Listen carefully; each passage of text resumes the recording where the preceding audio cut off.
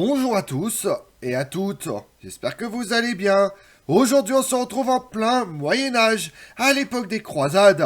Les chroniqueurs sont intrigués par un groupe d'hommes qu'ils appellent les assassins.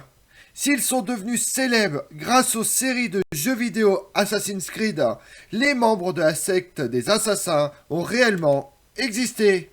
Ils font partie de la mouvance islamique ismaélienne, ont perpétré de nombreux meurtres de responsables politiques et religieux musulmans jugés traîtres à l'islam et au prophète, mais également des victimes chrétiennes. Qui sont ces assassins? Partons ensemble le découvrir.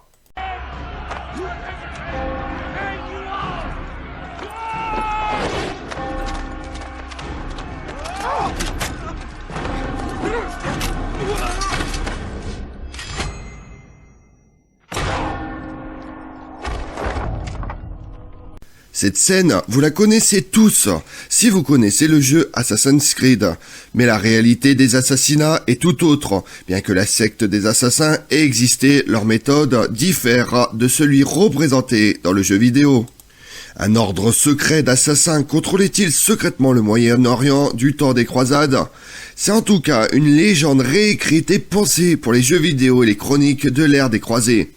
Mais le mot assassin dérive d'un terme péjoratif pour désigner l'État nizarérite ismaélien, un groupe secret mais éphémère de musulmans chiites. Marco Polo et bien d'autres ont fait circuler toutes sortes d'effroyables rumeurs sur les assassins, y compris des allégations selon lesquelles ils étaient sous l'emprise du vieux de la montagne, un successeur de Hassan qui, dit-on, consommait de la drogue pour intoxiquer les jeunes hommes, puis les inciter à se battre en leur faisant espérer un faux paradis créé au sein de sa forteresse.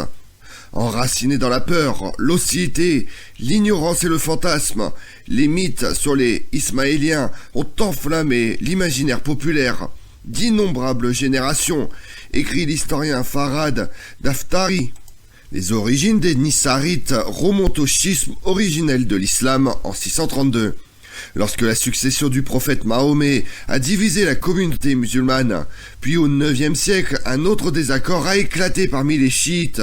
Les adeptes d'Ismaël, prophète de l'islam et patriarche biblique, ont formé la communauté chiite ismaélienne. En 1095, Nizar, un prince ismaélien, devait assurer la gouvernance du Caire. Lorsqu'on lui a préféré son frère cadet, Nissar, s'est brièvement emparé d'Alexandrie avant d'être exécuté. Ses partisans ont fui en Perse, où ils ont fondé leur propre branche de l'ismaélisme et établi leur propre ligne de succession. Le missionnaire ismaélien Hassam ibn al-Sabah est devenu leur chef. Dépeints comme des hérétiques décadents, les Nizarites étaient détestés par tous les musulmans. La secte a créé des bastions dans les montagnes perses et syriennes et a formé un petit groupe de combattants appelés Fedaïns, ou ceux qui se sacrifient.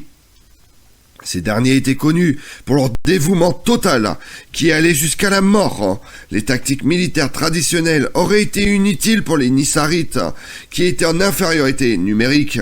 Au lieu de cela, ils ont mené des frappes contre des cibles politiques bien précises, formés à infiltrer, tuer et se soumettre à la torture et à la mort si nécessaire. Les assassins ont rapidement acquis une réputation démesurée.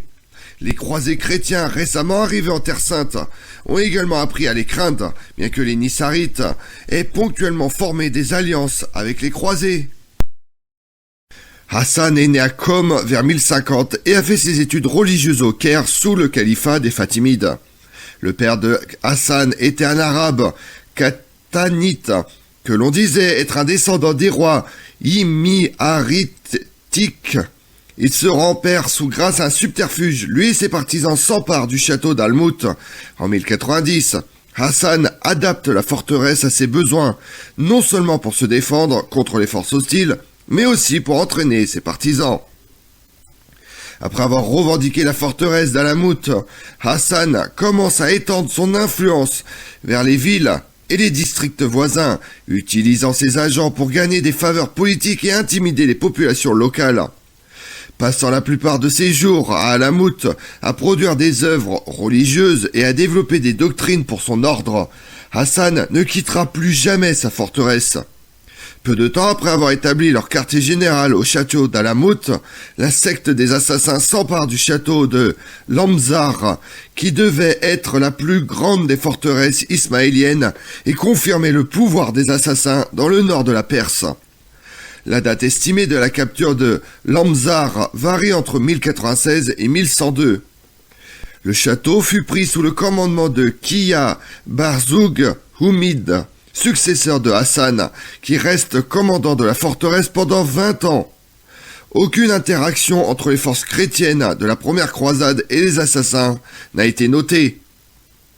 À part une mention de la prise d'Apamé par Tancred en 1106 dans Gesta Tancredi, l'Europe occidentale a probablement appris l'existence des assassins pour la première fois dans les chroniques de Guillaume de Tyr.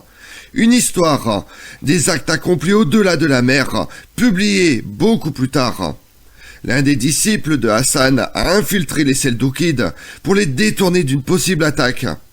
Leur attaque sur le château d'Alamout et ses environs a été annulée à la mort du sultan Seldoukide. Son successeur ne poursuit pas l'attaque directe contre Alamout, se concentrant de sécuriser sa position contre ses rivaux, y compris son demi-frère, devenant Malik en Arménie et en Azerbaïdjan. Sur les 50 assassinats perpétrés pendant le règne d'Hassan, plus de la moitié des fonctionnaires seldoukides, dont beaucoup soutenaient le demi-frère du sultan.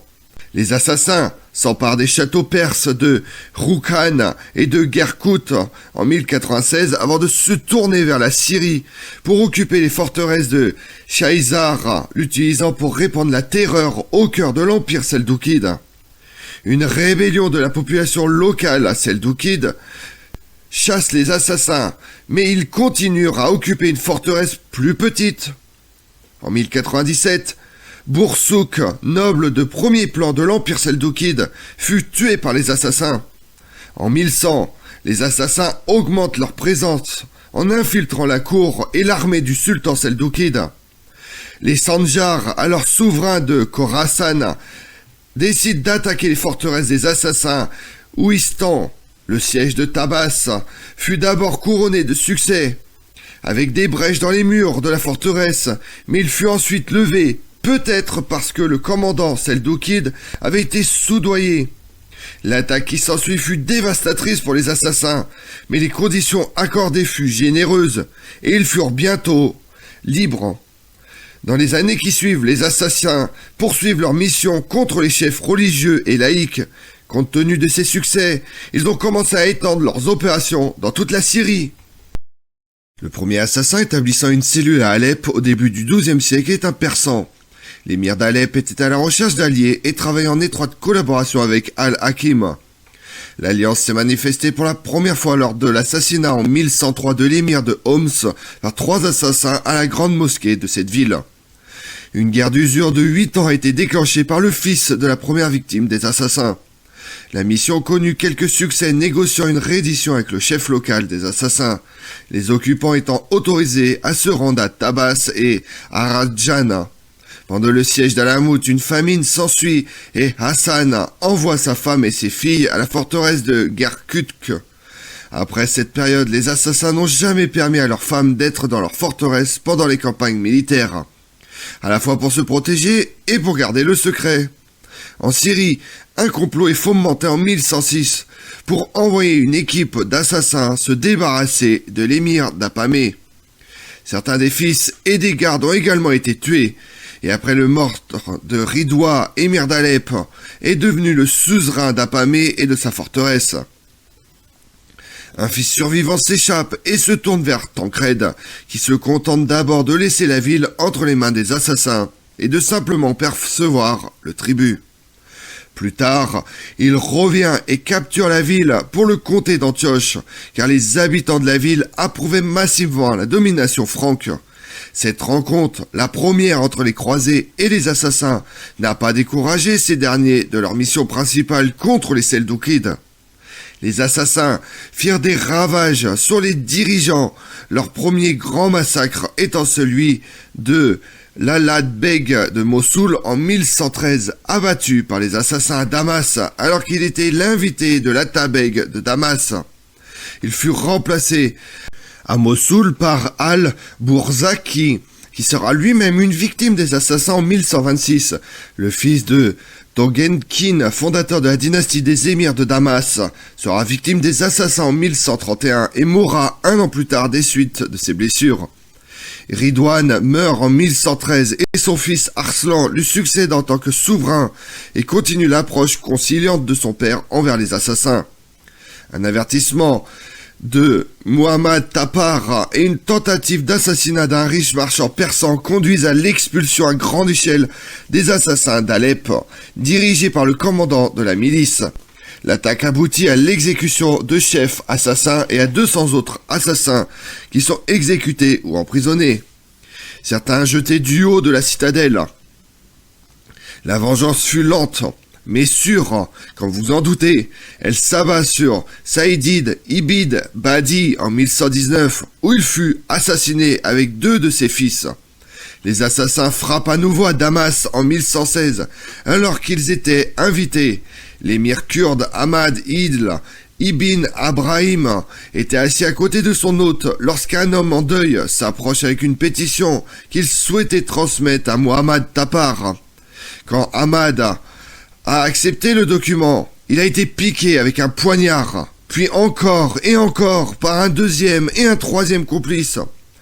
En 1118, Muhammad Tapar meurt et son frère devient sultan seldoukide et Hassan envoie des ambassadeurs pour rechercher la paix.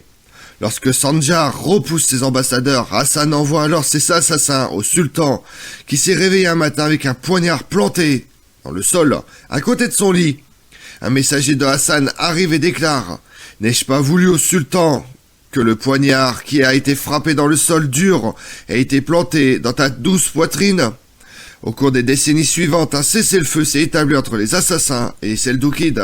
Sanjar lui-même accorde aux assassins une pension sur les impôts prélevés sur les terres qu'ils possédaient, leur accordant des subventions et des licences, et leur permit même de percevoir des péages auprès des voyageurs. L'influence des assassins à Alep prend fin en 1124, lorsqu'ils furent expulsés. En 1121, le vizir du califat fatimide fut assassiné par 3 assassins. En 1124, Hassan meurt, laissant un héritage qui se répercute dans tout le Moyen-Orient pendant des siècles, conduisant les Seldoukides à croire que les assassins étaient dans une position de faiblesse, et lance une attaque contre eux en 1126. Menés par le vizir de Sanjar, les Seldoukides attaquent à l'est et au nord. À l'est, les Seldoukides eurent des succès mineurs dans un village où la population fut détruite. Au mieux, les résultats n'ont pas été décisifs, mais supérieurs à la déroute que les Seldoukides ont reçue dans le nord, avec une expédition repoussée, perdant son butin et un commandant Seldoukide capturé. En fin de compte, la position des assassins était meilleure qu'avant l'offensive. La peur et la haine des assassins étaient si grandes que le messager qui remettait la tête et les mains d'un prisonnier au Caire fut récompensé par une robe d'honneur. Cette crainte était justifiée, puisque le calife a été assassiné à la cour en 1130 par 10 assassins. La réponse à l'invasion seldoukide de 1126 a été multiforme. À Roudbar, une nouvelle et puissante forteresse a été construite et de nouveaux territoires ont été acquis. À l'est, le bastion seldoukide de Sistan a été attaqué en 1129. La même année, Mahmoud II, sultan d'Isfahan, décide de demander la paix. Malheureusement, les envoyés auprès de Mahmoud furent lynchés par une foule en colère à la suite de leur audience avec le sultan. La demande de punir les auteurs a été rejetée. Cela a déclenché une attaque d'assassins sur Kasvim, entraînant la perte de 400 vies en plus d'un émir turc. Une contre-attaque sur Alamout n'a pas été concluante. En Syrie, le chef des assassins fut remplacé par un mystérieux Perse nommé Ismaïl, qui, comme Brahram, était soutenu par le vizir. Après la mort de ce dernier en 1128, son fils et successeur commencent à travailler pour libérer Damas des assassins, soutenu par son commandant militaire qui fait assassiner et sa tête exposée publiquement. Les habitants de Damas se retournent alors contre les assassins. Au moins 6000 assassins meurent et le reste, y compris Ismaïl, s'enfuit vers le territoire franc. Ismaïl fut tué en 1130, mettant temporairement hors d'état de nuire la mission syrienne des assassins. Néanmoins, Alamut organise une contre-attaque avec 2 assassins perses déguisés en soldats turcs qui attaquent Bouri en 1131. Les assassins furent taillés en pièces par les gardes de Buri, mais celui-ci meurt de ses blessures l'année suivante. Muhammad II meurt en 1131 et son frère fut reconnu comme successeur par le calife abbasside. La succession a été contestée par le fils de Mahmoud et d'autres frères. Et le calife abbasside a été entraîné dans le conflit et fut fait prisonnier par les forces seldoukides en 1135 et gracié à condition qu'il abdique. Resté dans sa tente à étudier, il fut assassiné. Le règne de Bourzoug Oumid s'est terminé avec sa mort en 1138, montrant une liste relativement petite d'assassinats. La célébration par les Abbassides de la mort du chef des assassins fut de courte durée. Le fils et successeur de la dernière victime de haut rang des assassins, Ar-Rachid, fut déposé par son oncle en 1136, et alors qu'il se remettait d'une maladie, il fut assassiné. Un autre succès significatif a été l'assassinat du fils de Mahmoud II, qui régnait en Azerbaïdjan, fut abattu par 4 assassins en 1143. Les décennies qui suivent l'assassinat d'Al-Mustarrafshid montrent une expédition des châteaux des assassins. Relativement peu de choses se sont enregistrées concernant l'activité des assassins pendant cette période jusqu'à la Seconde Croisade. En 1149, un assassin s'allie à Raymond de Poitiers, fils de Guillaume IX d'Aquitaine, pour défendre les frontières de la principauté d'Antioche. Les forces se rencontrent à la bataille d'Inap, le fils et héritier de Zengi, Nour Ardin, vainquant les Francs, tuant à la fois Raymond et Ibn Afa. Nour Ardin déjoue à nouveau les assassins en 1158, incorporant à son territoire un château. 2 assassinats sont connus dans cette période. Lors d'une attaque de vengeance, le chef Wadin al-Taïm, qui avait tué un assassin en 1127, meurt sous la lame en 1149. Quelques années plus tard, en 1152, peut-être en représailles à l'établissement des Templiers à Tartous, Raymond II, comte de Tripoli, fut assassiné par les assassins. Il s'agit de la première victime chrétienne connue. C'est dans ce contexte et dans les changements du monde musulman provoqués par la désintégration de l'Empire seldoukide qu'un nouveau chef des assassins fait son apparition, connu comme le plus grand des chefs assassins. Il établit son quartier général au château d'Al-Kaf, puis à la forteresse de Maïsaf. En 1173, Sinan propose à Amaury de Jérusalem une alliance contre Nour Ardin, en échange de l'annulation du tribut imposé au village des assassins près de Tartous. Les envoyés des assassins auprès du roi furent pris en embuscade et tués par un chevalier templier nommé Walter du Ménil, près de Tripoli, alors qu'il revenait des négociations, un acte apparemment sanctionné par le grand maître des Templiers. Amaury Ier exige que le chevalier se rende, mais Odon refuse, affirmant que seul le pape avait autorité de punir les Templiers. Sinan accepte les excuses du roi, assuré que justice avait été rendue, car le roi de Jérusalem avait enfermé le chevalier. L'objectif de l'alliance est devenu discutable, car Nour Ardim et Amaury Ier sont morts peu de temps après. Ces développements n'auraient pas pu être meilleurs pour Saladin, qui souhaitait étendre au-delà de l'Égypte et à Jérusalem et en Syrie son propre territoire, en prenant d'abord Damas. Alors que le royaume de Jérusalem était dirigé par Baudouin IV, atteint de la lèpre et âgé de 13 ans. Alors qu'il siégeait à Alep à la fin de l'année 1174 ou au début de l'année 1175, le camp de Saladin fut infiltré par les assassins et l'émir d'Abou Kouyaïs a été tué dans l'attaque. L'année suivante, après avoir pris Azaz, les assassins frappent à nouveau, blessant Saladin en personne. Se tournant vers Alep, la ville fut bientôt conquise. Saladin tourne ensuite son attention vers les assassins, assiégeant Masyaf en 1176. Ne parvenant pas à capturer la forteresse, il se contente d'une trêve.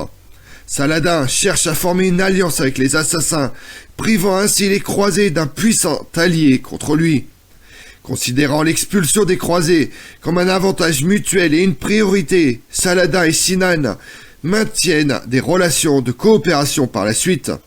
Ce dernier envoie des contingents pour renforcer l'armée de Saladin dans un certain nombre de fronts décisifs par la suite.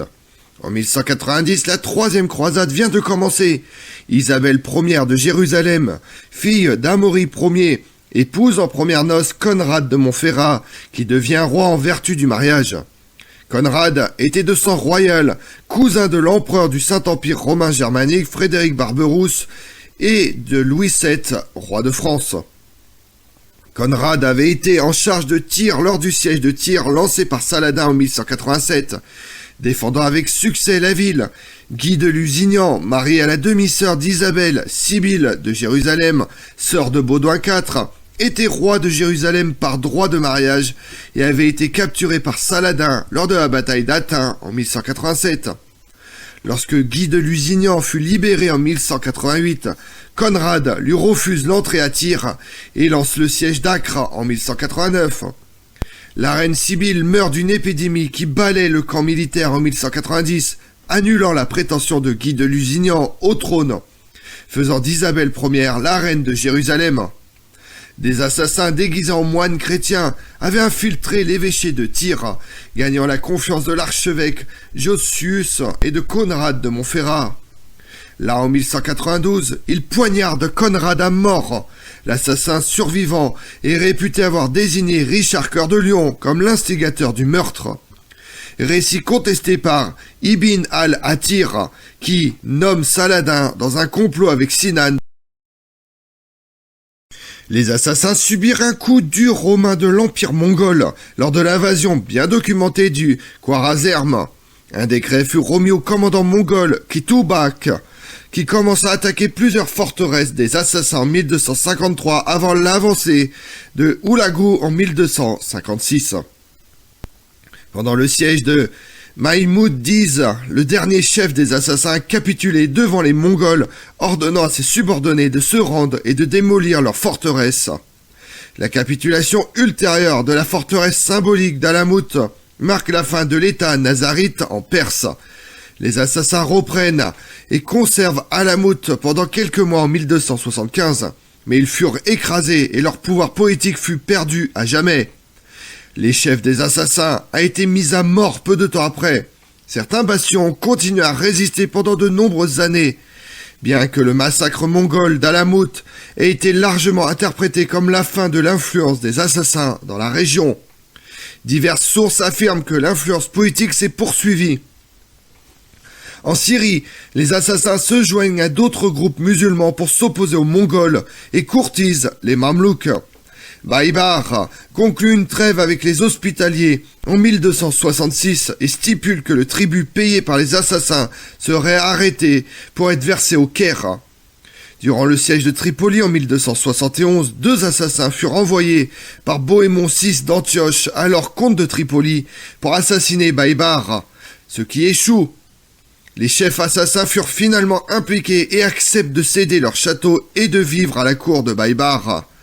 Avec les assassins sous son contrôle, Baïbar fut en mesure de les utiliser pour contrer les forces arrivant lors de la 9e croisade.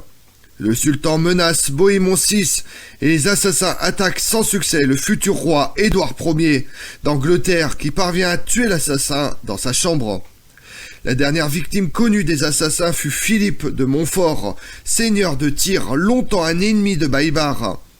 Philippe de Montfort aide à négocier la trêve après la prise de Damiette par le roi Louis IX et avait perdu le château de Tauron au profit de Baïbar en 1266.